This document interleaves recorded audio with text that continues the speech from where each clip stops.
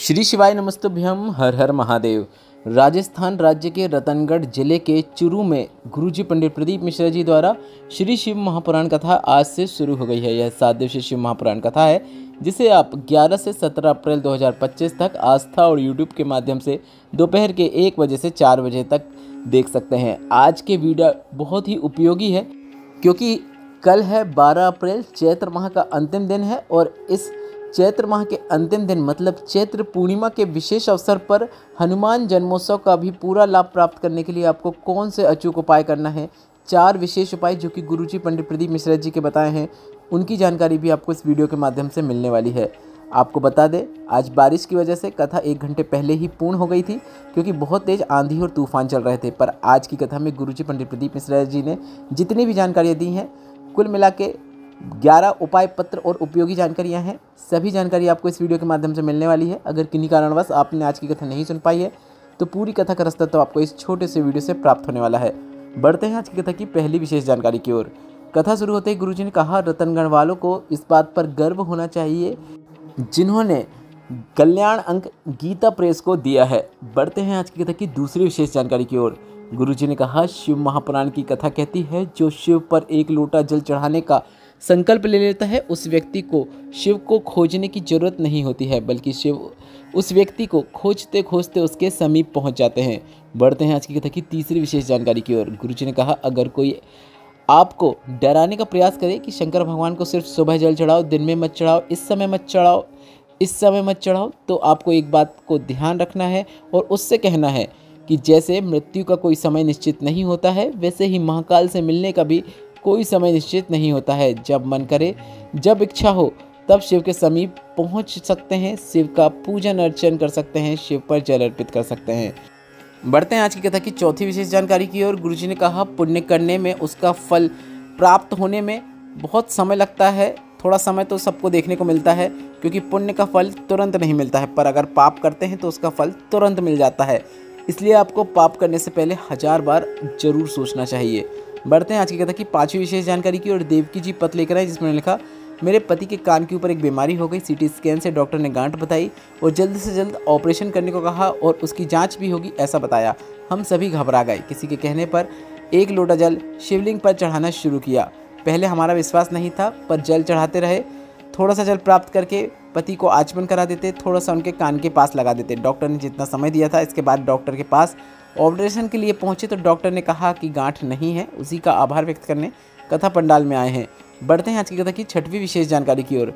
गुरुजी ने कहा, शिव महापुराण कथा को सुनता है जो, उसे 3 चीज़ें अपने जीवन पर जरूर उतारना चाहिए। पहला, किसी को उसे धोखा नहीं देना चाहिए। दूसरा, किसी के कुछ भी गलत कहने पर, अपशब्द कहने पर उसका जवाब नहीं देना है। और तीसरा, जितना बन सके अपने हाथों से सेवा करते चलना है। बढ़ते हैं आज की कथा की 7वीं विशेष जानकारी की ओर। सुनीता जी छगनलाल स्वामी जी पत्र लेकर आए जिसमें उन्होंने लिखा, सबके कहने पर सब कुछ किया, पर हम कई सालों से किराए के मकान में रह रहे थे, खुद का मकान नहीं बन पा रहा था। जो जैसा बोलता गया वैसा करते रहे, पर कहीं से कोई लाभ नहीं हुआ। फिर मेरी पड़ोसन ने 1 लोटा जल शिवलिंग पर चढ़ाने को कहा कि सीहोर वाले महाराज कहते हैं कि सिर्फ 1 लोटा जल चढ़ाने से ही भोलेनाथ सब प्रकार की मनोकामना पूर्ण कर देते हैं। 10 साल से किराए के मकान में रह रही थी। 25 अप्रैल को गृह प्रवेश है, उसी का आभार व्यक्त करने कथा पंडाल में आई हूँ।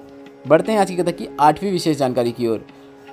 पिछले वर्षों की शिवपुराण कथा में गुरुजी ने बताया है कि प्रत्येक महीने में पूर्णिमा की तिथि आती है। प्रत्येक पूर्णिमा की तिथि में अगर घर में दूध है, थोड़ा सा देसी गाय का दूध है तो काफ़ी अच्छी बात है। तो दूध की कोई सामग्री किसी के घर में बनती है, खीर बनती है, उस घर में कभी भी क्लेश नहीं होता है। सास बहू, माँ बेटा, बच्चे सभी प्रेम से रहते हैं। घर में सुख शांति और समृद्धि देखने को मिलती है। तो आपको पूर्णिमा के दिन खीर अपने घर पर अवश्य बनाना है। बढ़ते हैं 9वीं विशेष जानकारी की ओर। पिछले वर्षों की शिवपुराण कथा में गुरुजी ने बताया है कि किसी भी पूर्णिमा की रात्रि को जब चंद्रमा की रोशनी निकल आए, तब अगर गर्भवती नारी अपनी नाभि पर चंद्रमा की रोशनी पड़वा लेती है, मतलब नाभि में चंद्रमा की रोशनी आ जाती है, तो उसका बच्चा कभी भी विकलांग पैदा नहीं हो सकता। बच्चा श्रेष्ठ, विद्वान और बलवान ही पैदा होता है, पूर्ण होता है, स्वस्थ होता है, यह निश्चितता है। बढ़ते हैं 10वीं विशेष जानकारी की ओर। कल है 12 अप्रैल, पूर्णिमा का विशेष दिन है। चैत्र माह का अंतिम दिन है। पूर्णिमा के दिन चावल का एक आखा दाना मतलब पूर्ण दाना लेना है, टूटा हुआ दाना नहीं लेना है। एक बेलपत्र लेना है और भोलेनाथ के शिवलिंग पर इसे अर्पित करना है। सबसे पहले एक चावल का दाना आपको शिवलिंग के ऊपर अर्पित करना है। इसके बाद उसी चावल के दाने के ऊपर आपको एक बेलपत्र को अर्पित कर देना है। बेलपत्र को आपको इस प्रकार से अर्पित करना है कि बेलपत्र की डंडी आपकी ओर हो। बेलपत्र को चावल के दाने के ऊपर अर्पित करना है और बेलपत्र को अर्पित करते समय आपको महादेव का एक नाम है जिसका स्मरण करना है, चंद्रमौली महादेव। इस नाम का स्मरण करते हुए अपनी मनोकामना करते हुए बेलपत्र को चावल के दाने के ऊपर अर्पित कर देना है। इसके बाद एक कलश जल शिवलिंग के ऊपर अर्पित कर देना है। इसके बाद जलाधारी से नीचे गिर रहे जल का थोड़ा सा भाग प्राप्त करना है, अपने कलश में प्राप्त कर सकते हैं और उसे आप अपने नैनों से लगा सकते हैं और घर पे आएँ और उस जल का छिड़काव आप अपने घर में भी कर सकते हैं।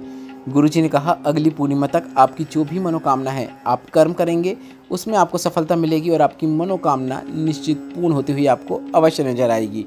बढ़ते हैं 11वीं विशेष जानकारी की ओर। कल है 12 अप्रैल, चैत्र माह की पूर्णिमा के दिन है। इस दिन गुरुजी पंडित प्रदीप मिश्रा जी ने पिछले वर्षों की शिव पुराण कथा में एक विशेष उपाय करने को कहा था, जो कि इस प्रकार है। गुरुजी ने कहा त्वचा संबंधित किसी भी प्रकार की समस्या होने पर पूर्णिमा के दिन गाय का बछड़ा जब दूध पी रहा होता है तो उसके मुख में फेन जम जाता है। उस फेन को आपको प्राप्त करना है। सफ़ेद दाग, काले दाग या फिर त्वचा संबंधित किसी भी प्रकार की समस्या होने पर पूर्णिमा की रात को आपको चंद्रमा की रोशनी में बैठना है और जो आपने फेन प्राप्त किया है उसे आपको अपनी समस्या में लगाना है। 4 से 5 पूर्णिमा करके देखिए, आपकी जो त्वचा है अपने पुराने रूप में आना शुरू कर देती है। यह उपाय करते समय आप चंद्रमौली महादेव का नाम स्मरण करें और अपनी परेशानी पे आपको फ़ेन लगाना है, पर आपको चंद्रमा की रोशनी पर बैठना है उस फ़ेन को लगा के। इस बात का भी आपको ध्यान देना है। कोई भी रोग संबंधित उपाय करते हैं तो उससे पहले आप इस बात का ध्यान रखें कि गुरुजी हमेशा कहते हैं डॉक्टर शिव का रूप है। कोई भी बीमारी होने पर शरीर पर सबसे पहले आपको डॉक्टर को दिखाना है, पूरा ट्रीटमेंट कराना है और उसके साथ ही साथ कुछ सरल आसान उपाय करना है। डॉक्टर की दवाई कार्य करेगी और आपको रोग मुक्ति अवश्य प्राप्त होती है। बढ़ते हैं आज की कथा की 12वीं और अंतिम जानकारी की ओर। आज मतलब 11 अप्रैल शीतलकुंड बालाजी डीडवाना राजस्थान में 1 घंटे की शिव चर्चा है। अगर मौसम सही रहा तो वह आपको शाम को 6:30 बजे से 7:30 बजे तक गुरुजी के ऑफिशियल यूट्यूब चैनल पर देखने को मिलेगी। इसके बाद 21 से 27 अप्रैल तक सिंहेश्वर बिहार में शिव पुराण कथा है। इसके बाद 1 से 7 मई तक जयपुर में शिव पुराण कथा है।